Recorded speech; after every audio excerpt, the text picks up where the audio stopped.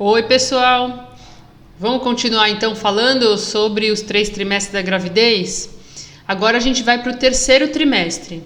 Mas antes disso, vamos só passar geral, né, o que a gente estava falando nos trimestres anteriores. Então, o primeiro trimestre, relembrando, ele é representado por um sentimento de descoberta da gravidez, geralmente, tá? Isso pode modificar. Essa descoberta dessa gravidez pode trazer um certo medo, ansiedade. Alguns comportamentos são observados diante dessa ansiedade. Tudo vai depender, como a gente já falou, dos aspectos da mulher, fisiológicos, psicológicos e sociais. Então, essas mudanças que ela vai vivenciar vão depender desses 3 aspectos, sobretudo, tá? A gravidez, ela é um período muito complexo. O segundo trimestre, de acordo com a Maldonado, que a gente está trabalhando, não esqueçamos, estamos trabalhando o capítulo 1 do livro da Maldonado, da página 30 a 65. Então, o segundo trimestre, ele é marcado como um período mais tranquilo, né, de mais estabilidade emocional. Mas um período que ela vai também se confrontar tanto com os aspectos de medo, de intranquilidade, né, de ansiedade, quanto os aspectos relacionados à percepção dessa criança. O que traz um pouco mais de estabilidade, muitas vezes, é a percepção desse bebê com movimentos fetais.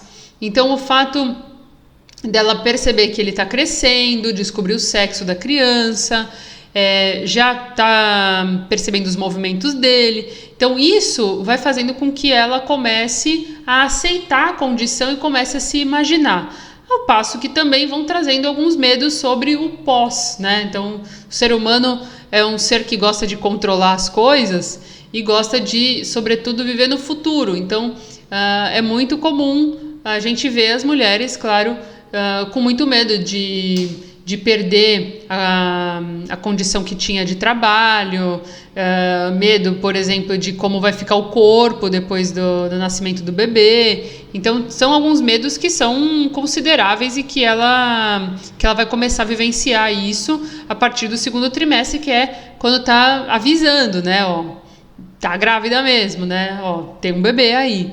Então, vai modificar sua vida daqui a algum tempo, já está modificando, né? Vai mudando também o sentido de equilíbrio, vai mudando também a relação que ela tem com a comida, as preocupações que ela vai ter agora com os hábitos de cuidados pessoais. Então, a gente viu até naquele documentário que o guia completo da gravidez, né, que o que o bebê come, a mãe come também. Na verdade, o contrário. O que a mãe come, o bebê come também. O que a mãe faz, o bebê faz também, por exemplo. Dentro dos hábitos. Então, se a mãe usa drogas, o bebê está usando droga também. Se a mãe fuma, o bebê está fumando também.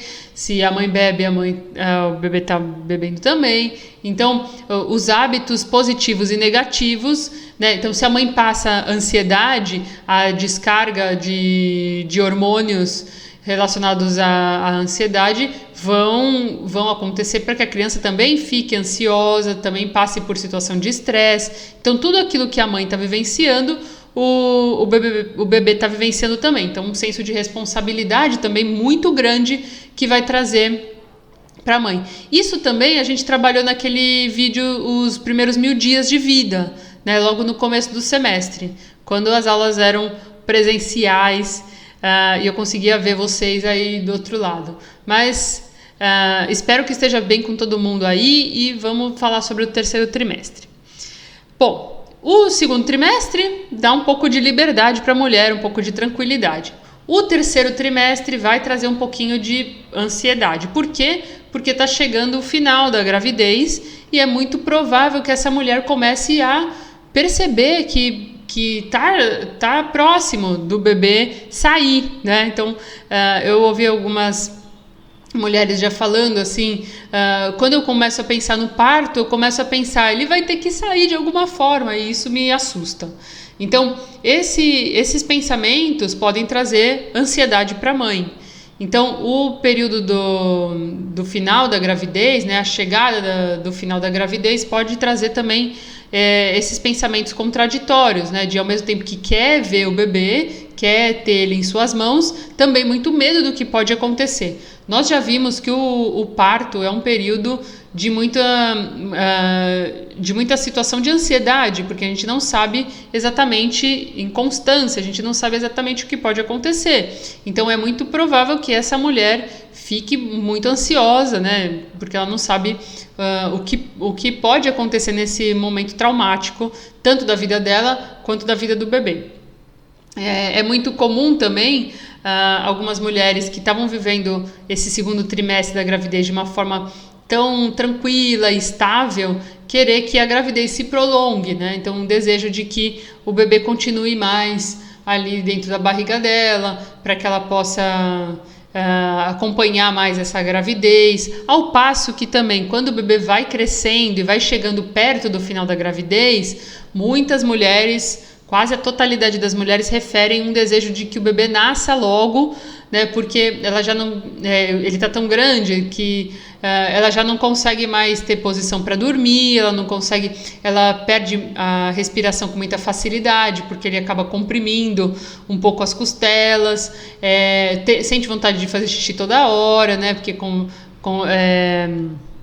porque a bexiga também fica apertada, então ela se enche com facilidade.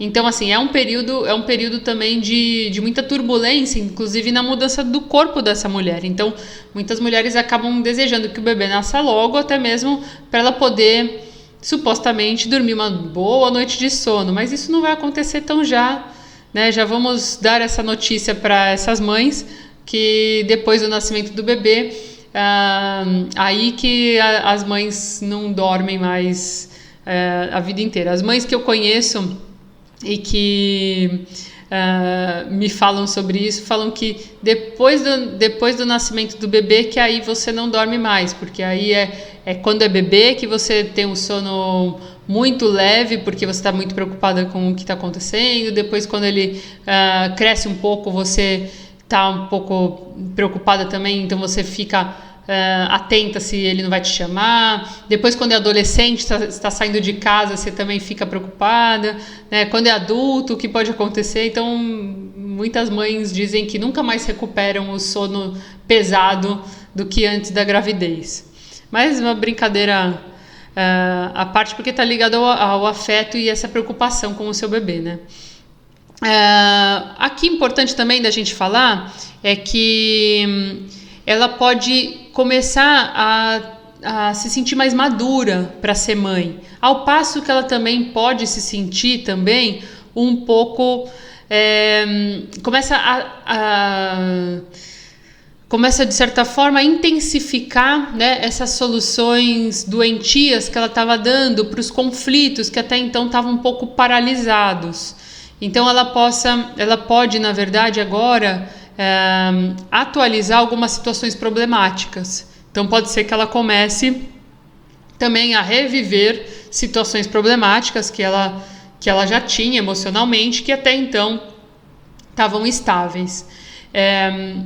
Medos comuns que vão aparecer nas mães, né, próximas ao parto, medo da morte no parto, medo do bebê morrer, né?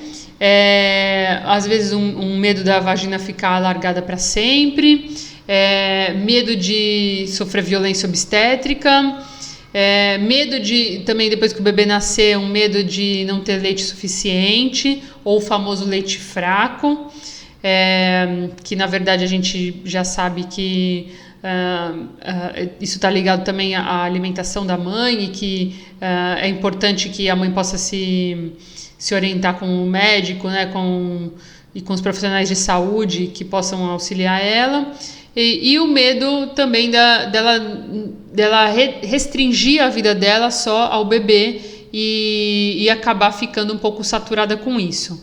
No próximo vídeo a gente vai falar um pouquinho mais sobre esses medos, e que a gente vai complementar falando sobre essa chegada do bebê. Até daqui a pouco.